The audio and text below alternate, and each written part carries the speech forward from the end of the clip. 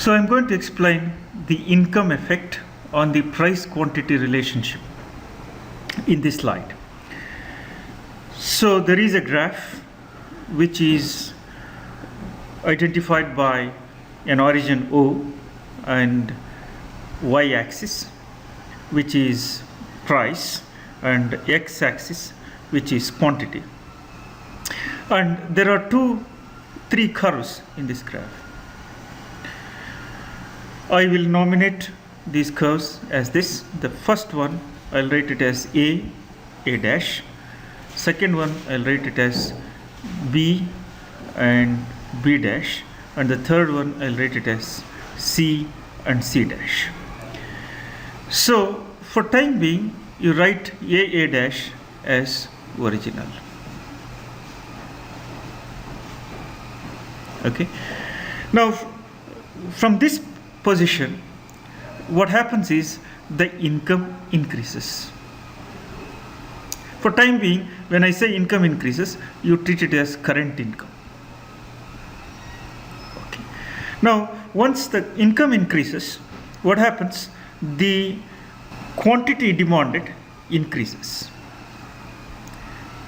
Okay. So quantity demanded increases because the A dash shifts rightwards, because A dash shifts right.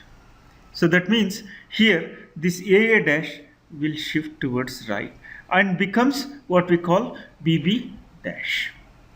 So once it becomes BB dash, the corresponding, for example, if this is the price we are talking about, this is the price, and price remains same. So this is the quantity at A dash, let us say QA. And when the income increases, so what happens is the curve shifts right and becomes BB dash. So the same price line cuts across BB dash here, and if you drop a vertical line right down to the x-axis, then what you find here is, let us say, QB. So QB is more than, so QB is more than QA. So here income has a positive effect. Income has a positive effect on the quantity demanded. So whenever income has a positive effect on the quantity demanded, we call this as what we call superior good. Superior good. Now, it can also happen altogether in a reverse manner. I will explain you how. Say income increases from the original A dash. So as the income increases, for some reason, the curve shifts towards the left instead of right. So when the curve shifts, A dash shifts towards left, it becomes CC dash and not BB dash. So therefore, when it comes to CC dash, then you can find out that the price line cuts the CC dash at this point, and if you drop a line perpendicular to the x-axis, down to the x-axis, then you get what we call the QC. So now the QC is less than QA. QC is less than QA. So that means the price income has a negative impact on the quantity demanded. So whenever the income has a negative impact, we call it as inferior good. Inferior good. Now what I am saying is, you can also, I'll write on the graph that whenever the income increases, the quantity demanded is also called increases, then we call it as a superior good, and the right shift happens right when it is a superior good.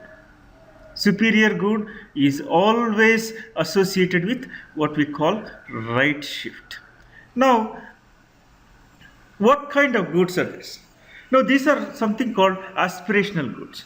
People who say they can't afford something because of their income, when the income increases, they start affording this good. Therefore, they can start fulfilling their aspirations. Therefore, they are called superior goods.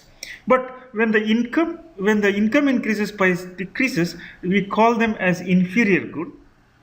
That is true, but they are also called what we call cheap goods. So people really don't like cheap goods. They feel that they are constrained to opt for cheap goods because they don't have income to buy higher goods. So therefore, when the income increases, they will start discarding the cheap goods and then substitute the same need with a expensive good. So these are called cheap goods. So one of the main differences between the change in impact of price on the demand curve and the impact of income on the demand curve, in case of price, price, the change, the quantity demanded is inversely relation to price almost all the times. Therefore, it is called a law. And second thing, the quantity changes along the same demand curve. Now, for example, AA dash is the only curve we have, and any change in the price, the quantity changes along the same demand curve. There is no shift. But when there is a change in the income and its effect on the demand curve, what happens is it can be Q is either inversely proportional to income or Q is directly proportional to income. So inversely proportional to income, we call it as inferior good, and whenever it is directly proportional to income, we call it as superior good. So it can happen both ways. That is one of the main differences between impact of price and impact of income. And the second difference is a change in price will change only along the demand curve, whereas when a change in income, the change happens as a shift in the demand curve. So only effect of income can cause shift towards the right or left, not the effect of price. So these are the main two differences between impact of price on demand curve and impact of income on the demand curve.